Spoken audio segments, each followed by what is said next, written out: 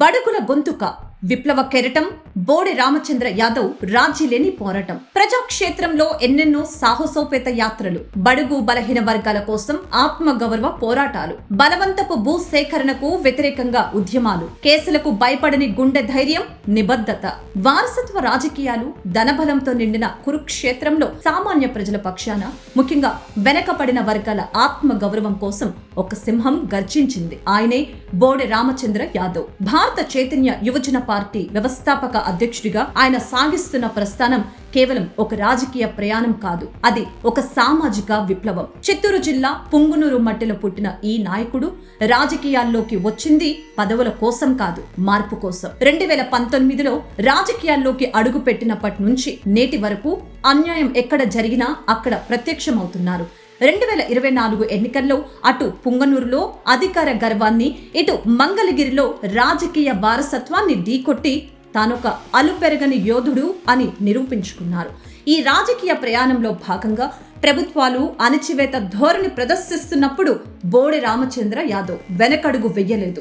నెల్లూరు జిల్లా ఉల్వపాడు మండలం కరేడు గ్రామంలో సుమారు 8,300 ఎకరాల సారవంతమైన భూమిని ఇండోసోల్ సోలార్ ప్రాజెక్టు కోసం ప్రభుత్వం బలవంతంగా సేకరించడాన్ని ఆయన తీవ్రంగా వ్యతిరేకించారు. పోలీసులు రోడ్లంది దిగ్బంధించిన ఆయన సముద్ర మార్గం ద్వారా పడవలో ప్రయాణించి కరేడు గ్రామానికి చేరుకొని రైతులకు మద్దతు తెలిపారు. ఆనాడు బాధితులకు బాసటగా నిలిచిన తీరు ఆయన సాహసానికి నిదర్శనం. ప్రజల కోసం సముద్రానైనా ఈదగలనని ఆయన నిరూపించారు. రాష్ట్రంలో లా అండ్ ఆర్డర్ విఫలమైందని, మహిళలపై అన్యాయాలు జరుగుతున్నాయని హోంశాఖ పనితీరును తప్పుపట్టారు. రాష్ట్రం డ్రగ్స్ హబ్ గా మారిందని ఆరోపిస్తూ యువత భవిష్యత్తు కోసం సిబిఐ విచారణ జరిపించాలని డిమాండ్ చేశారు. రాళ్లపాడులో అధికార పార్టీ నేతల అరాచకాల వలన మరణించిన వారికి న్యాయం చేయాలని ఆందోళన చేపట్టారు.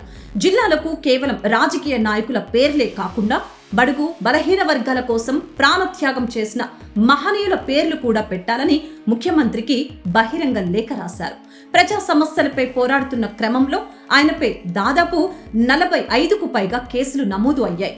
కానీ ప్రజల కోసం జైలుకు వెళ్లటానికైనా సిద్ధం, కానీ అన్యాయాన్ని సహించను అన్నది ఆయన నినాదం. కేసులకు భయపడని నిబద్ధత బోడి రామచంద్ర యాదవ్ది.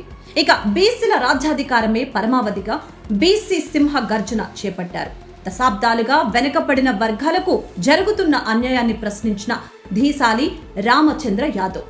ఫిబ్రవరి 22న జరిగిన బీసీ సింహ గర్జన రాష్ట్ర రాజకీయాలను వణికించింది.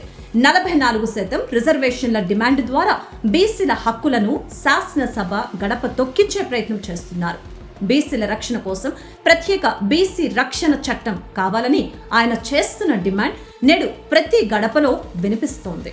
రాజధాని అమరావతిలో బీసీలకు వాటా దక్కాలని, కనీసం 1000 ఎకరాలు కేటాయించాలనే డిమాండ్ ప్రతి బీసీ కుటుంబాన్ని కదిలిస్తోంది.